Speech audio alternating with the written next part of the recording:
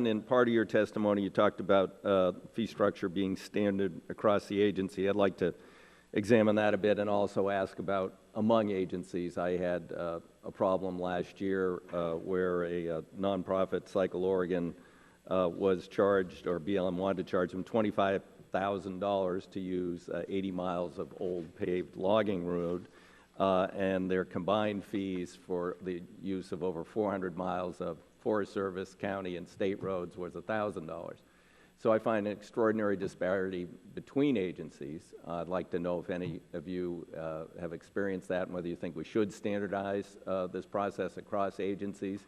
And secondly, within agencies, what sort of problems you've seen where you put that in your testimony that they needed to be more uniform. Well, I think the first issue is the cost recovery requirement, which may have been part of the problem with authorizing that event. Very often, for special events, the cost recovery, the environmental analysis required exceeds the entry fees. So it's very difficult for those events. If I could, this was riding over a paved road, that an old BLM logging road that was paved, right. Chip seal, kind of bad service. No BLM personnel were present anywhere along the route for interpretive or other purposes, and people just rode through, and yet they want to charge $25,000. I don't see how that could be cost recovery. Well, I agree with you. I mean, 100%. I think that was exorbitant. And we see that happening. I mean, that's the kind of thing that very often suppresses these kind of events. Mm-hmm. Now, the standardization, the fees are standard between the Forest Service and BLM for permit fees. The difference is amenity fees. And then, you know, different agencies have different cost structures. CUA, for example, recovers a cost for administering the CUA, but that can include overhead, you know, other things other than it's the way the law reads, a minimum to recover the cost. So the fees vary significantly. Now, concession contracts are different animals altogether, and I don't think we're looking for standardization of that. But there are some issues with the Forest Service fee structure. For example, they'll charge fees for off-forest activities and then give a discount for the time spent off the forest. Well, if you have a 7-day trip, the fee's based on the price for the entire trip, even though you spend only a day on the forest. And so we do have occasionally that issue come up. Mm-hmm. Okay. Anybody else have thoughts on standardization within or among agencies? Yes, sir.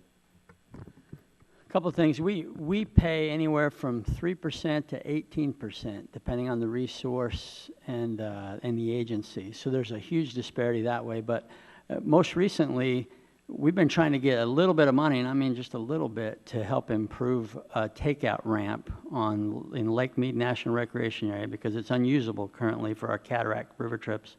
At the same time, and the park can't seem to come up with the money, at the same time they admitted to me they have a surplus of money in another fund from entrance fees that get paid that they can't use for that because they're not allowed to. So they're inventing projects to do. So sometimes it might be. Did they indicate that they would have put a higher priority on doing the ramp, but they just were administratively or legally prohibited from using entrance? Yeah, this is an example of where the local people would love to do it, and they would make it happen, but their hands are tied. So. And Mr. Brown, you raised a lack of accountability for the use of fees in some areas.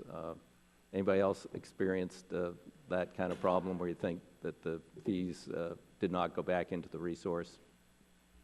Oh, sure. Yeah, absolutely. We have an unusual thing happened in our Forest Service district in 2004.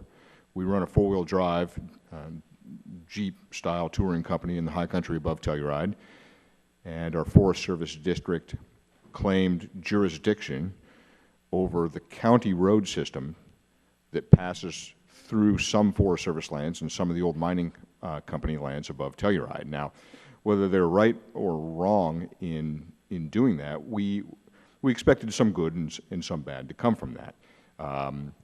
We came under a fee structure for those tours. It's a large guide service for us, so that was not an insignificant amount of money that we began paying and have continued to pay each year since. And we really expected to see some direct returns from that in terms of the Forest Service investment up in those high basins up there.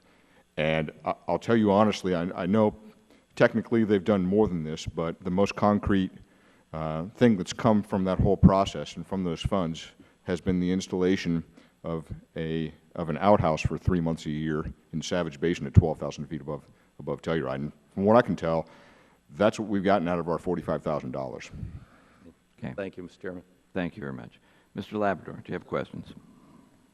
Thank you, Mr. Chairman. Mr. Simmons, we welcome you.